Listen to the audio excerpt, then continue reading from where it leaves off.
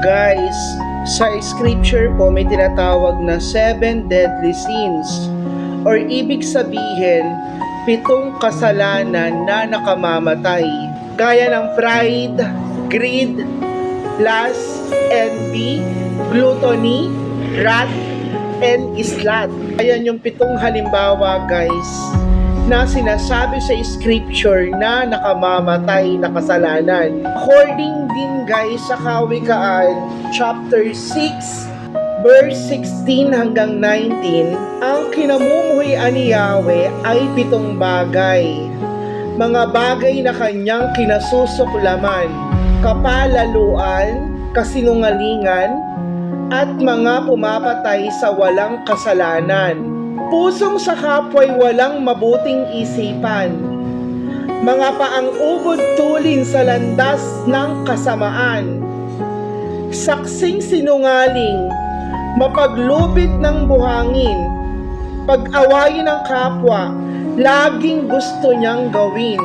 According naman guys sa Galatia chapter 5 verse 19 hanggang 21, ang sabi sa scripture, hindi maikakaila ang mga gawa ng laman, pakikiapid, kahalayan, at kalaswaan, pagsamba sa Diyos-Diyosan, pangkukulam, pagkapuot, pag-aaway-away, pagseselos, pagkakagalit-galit, at kasakiman, pagkakampi-kampi, at pagkabahabahagi, pagkainggit, pagpatay, paglalasing, walang habas na pagsasaya, at iba pang katulad nito.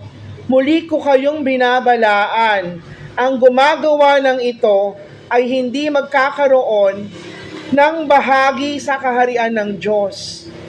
According to Galatia, napakalinaw ng sinabi ng Diyos sa salita niya na wag nating gagawin ang 7 bagay na yan. Yun lamang guys, maraming salamat po. Please follow, like, and share. Pag nagustuhan mo yung video na to, pakitype naman po. Amen.